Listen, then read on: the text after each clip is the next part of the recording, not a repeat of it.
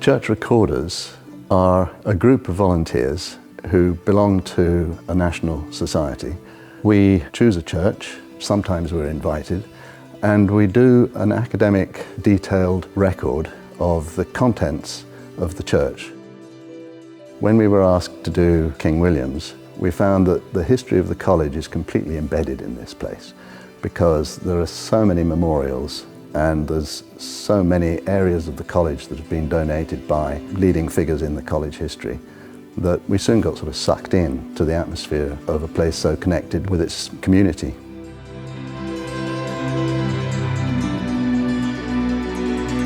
The methodology was set out really about 50 years ago by the Victoria and Albert Museum. Each member of the group might specialise in a particular subject, such as the metalwork, silver, the woodwork or the stained glass. What it needs is an interest particularly in history, an eye for detail, sometimes an interest in family history or the local history. So many people with different interests can find a niche where they can learn, and we all support each other.